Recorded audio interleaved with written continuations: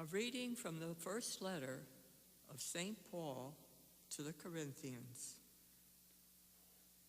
When I came to you, brothers and sisters, proclaiming the mystery of God, I did not come with sublimity of words or of wisdom, for I resolved to know nothing while I was with you except Jesus Christ and Him crucified.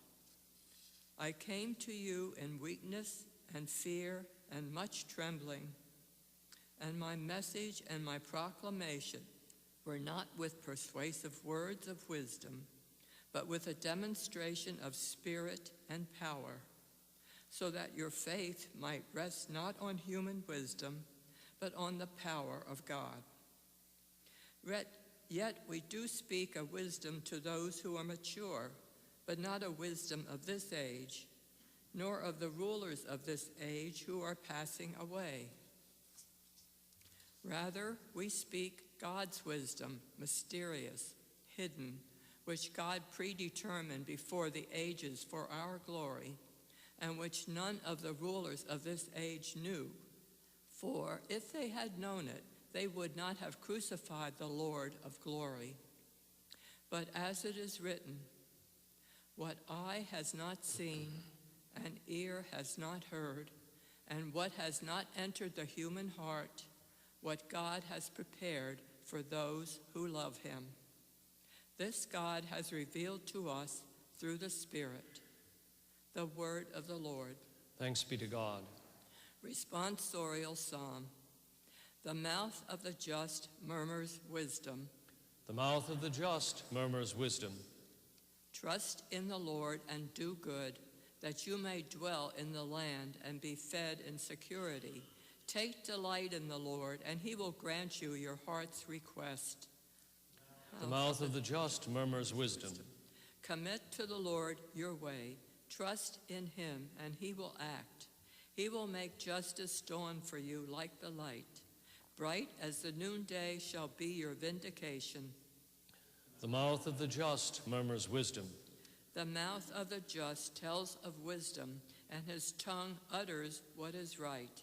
The law of his heart is in his heart, and his steps do not falter. The mouth of the just murmurs wisdom.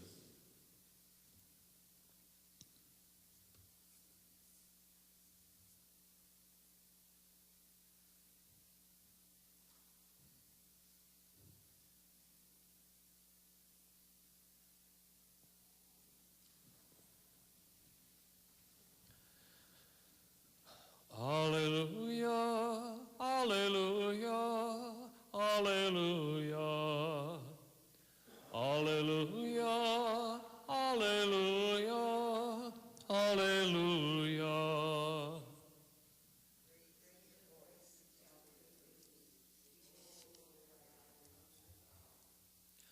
Alleluia, alleluia, alleluia.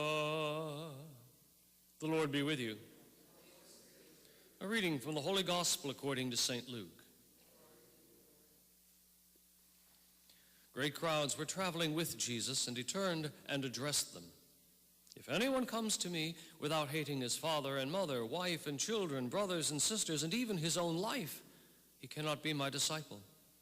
Whoever does not carry his own cross and come after me cannot be my disciple.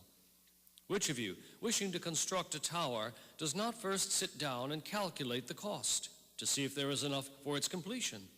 Otherwise, after laying the foundation and finding himself unable to finish the work, the onlookers should laugh at him and say, "This one began to build, but did not have the resources to finish." Or, what king marching into battle would not first sit down and decide whether, with 10,000 troops, he can successfully oppose another king advancing upon him with 20,000 troops? But if not, while he is still far away, he will send a delegation to ask for terms of peace. In the same way, every one of you who does not renounce all his possessions cannot be my disciple. The Gospel of the Lord.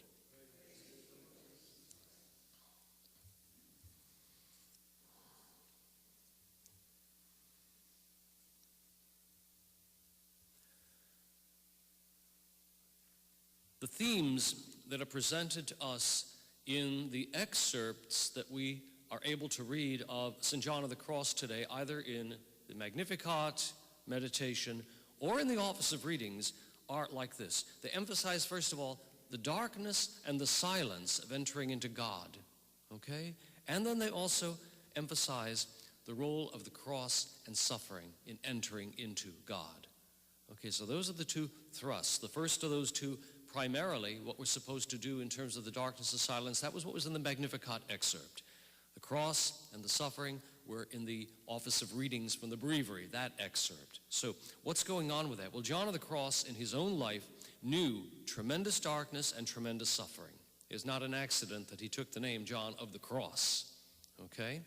So from his point of view, this is not an obstacle to God. It is entry into the presence of God. He made the observation in the excerpt in the Magnificat today that the trouble with people entering into the silence and into the darkness is they don't want to just sit there in God. They want to do things to energize God, so to speak, and they blow it because of that. They think that they can do, he uses the interesting analogy, the mother wants to carry the child and the child is kicking and screaming, getting me, put me down. Of course, the kid can't walk, but that's beside the point, okay? And John says, if you just stayed in the arms of God and rested there, you would make more progress in the spiritual life than anything else that you think you can do on your own.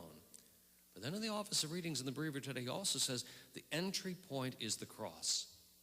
If you want to have a relationship with God, it has to come through the cross. That's just the way it is. So what he says is that this is the place where we want to wait for and in God. And this is a difficult thing for us because it requires us to trust that in the silence, in the darkness, in the pain, God is with us. That's not the easiest thing in the whole world. It worries us, it bothers us. We'd rather get things done. We'd rather see things being done. And John reminds us that that's not always the way of some of the greatest mystics, in fact. John himself, Teresa of Avila, Mother Teresa of Calcutta, Francis of Assisi in his own way. Many of these great people experienced that sense of dark night, which is typified by Jesus on the cross. My God, have you abandoned me? Have you abandoned me? That sense, nevertheless, of Jesus trusting and saying, into your hands I will commend my spirit, is the model for us. It was the model for John, and it's why he's one of the great doctors of the church and spiritual writers. So today we can celebrate this Eucharist, asking the Lord to help us to know that even in the silence and even in the darkness, God is with us. Let us stand and pray.